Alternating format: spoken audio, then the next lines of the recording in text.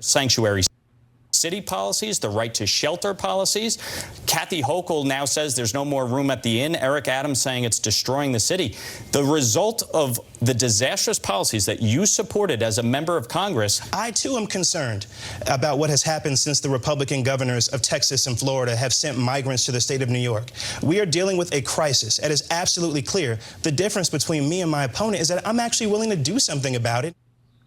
That was Republican Congressman from New York, Mike Lawler, and his challenger, Mondaire Jones, on the influx of migrants into the New York state in a debate on News 12 as they face off in one of the 22 races that are rated as toss-ups in our Fox News Power Rankings. Joining me now is Congressman and candidate for re-election in New York's 17th District, Mike Lawler. Welcome, Congressman. Thanks for having me, Mike. So what'd you think of that debate? Did it connect with your constituents? Look, we highlighted the stark difference between my opponent and me. Mondaire Jones was the third most radical member of Congress. He supported defunding the police, cashless bail, open borders. He wanted to decriminalize border crossings, provide blanket amnesty for criminal aliens. He wanted to give voting rights to cop killers and rapists. I, by contrast, have been rated the fourth most bipartisan member of Congress. I've passed 10 bills, 5 of which have been signed into law. He passed 1 to rename a post office. This is a guy who packed it up and ran to Brooklyn back in 2022, said he never felt more at home than he did in Brooklyn, called himself a progressive champion, shut down his office 2 months before his term expired, leaving his constituents in the lurch. I'm proud of the record that I've amassed over the last 2 years.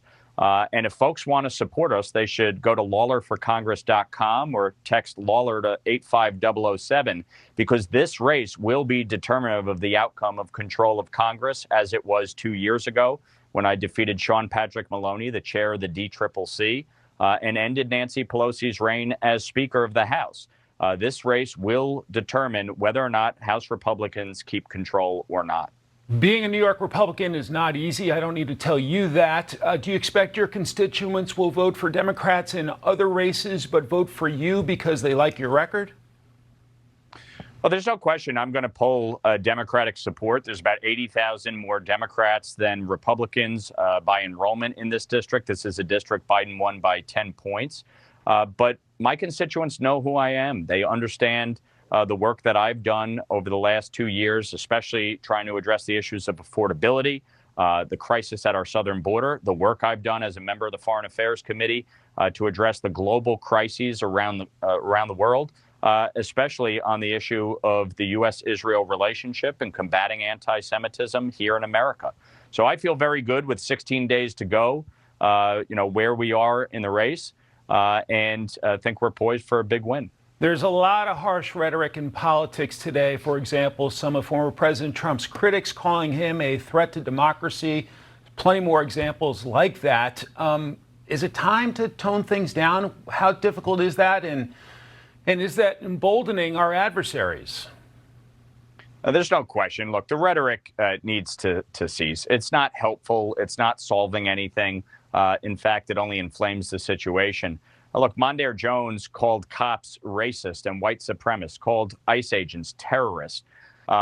We see, obviously, Democrats continue to call former President Trump a fascist and a threat to democracy. Mondaire Jones said all Republicans are part of a fascist movement. This kind of stuff doesn't help anyone. It's not solving anything.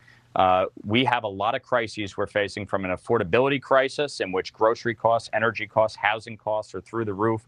The crisis at the southern border, over 10.5 million migrants coming into the country, fentanyl, drugs, human trafficking pouring in.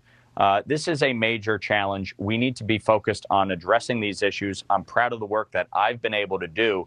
And again, if people want to make sure we win in November, they should text Lawler to 85007 or visit LawlerForCongress.com.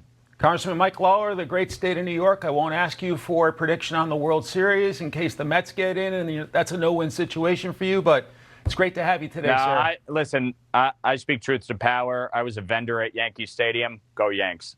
Love it. Thank you, sir.